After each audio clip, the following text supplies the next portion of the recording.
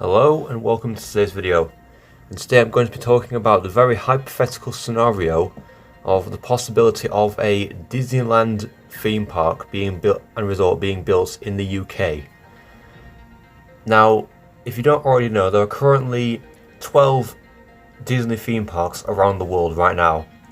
There's the 4 parks in Walt Disney World in Florida, there's the 2 parks at Disneyland in California, there's the 2 parks in Disneyland Paris, there's 2 parks in Tokyo Disney Resort, and then there's the 1 park at Hong Kong, and the newest one, there's the 1 park in Shanghai Disney Resort.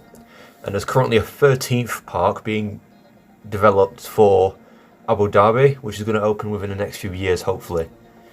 But I think a lot of speculation has gone about as to why they don't build a park in the UK, and at the moment in time, the answer to that question is quite obvious, because in France they obviously have Disneyland Paris, and if they built, say, UK Disneyland, then a lot of the British visitors who would usually book a short break to go over to Disneyland Paris, because France really isn't that far from the UK, it's literally only a 20-minute journey via the Eurotunnel over to France. So really, it would be quite. The main reason they don't build Disneyland UK at the moment is because it's quite close proximity to Disneyland Paris, and that would draw quite a lot of the British visitors away from that park. Because, like I mentioned a minute ago, a lot of international visitors that go to Disneyland Paris are a lot of them are from the UK, because that's the closest Disney park we actually have in the UK, and also it's probably more affordable than the likes of Walt Disney World in Florida, which has literally skyrocketed in price over the last few years. So Disneyland Paris is a much more viable and more affordable option for British tourists. But if they built UK Disneyland, we would literally have a Disney theme park right on our doorstep, and we wouldn't discuss Disneyland Paris. That's why they don't build a UK Disney park at this current moment in time. However, as we all know, as all UK theme park enthusiasts know, and quite a lot of the general public, Universal Destinations Experiences are planning to build a brand new Universal Studios theme park and resort in Bedfordshire in the UK, and is expected to open in 2031, with the planning application being submitted within the next few months and construction officially commencing in 2026. It's going to take 5 years to build. Now, this park has been a pretty big topic in the UK theme park community over the last year and a half because of how big this project is. I mean, we already know how much of an impact it's going to have on the UK theme park industry as a whole. I think it's going to be much bigger than we realise when it actually starts getting built and when it opens, because it's going to not only raise the standard for UK theme parks, but it's also going to benefit the economy massively, as we know with the potential £50 billion boost to the tourism industry in the UK. It's going to benefit the local economy and also the national economy in UK theme parks, but it's also going to provide major competition for basically every other UK theme park, especially the parks owned and operated by Merlin Entertainment, so likes of Alton Towers, Fort Park. But while people have been discussing Universal and the impact it's going to have on the UK parks, something that I've not really seen much of is how much of an impact this might have on Disneyland Paris. Because let's not forget, it's a Universal Studios theme park, and this is their 3rd attempt at building a theme park in Europe. And if all plans go to plan, it'll be the first one to actually open in Europe. So it's going to be quite a big draw for international tourists as well as visitors from the UK.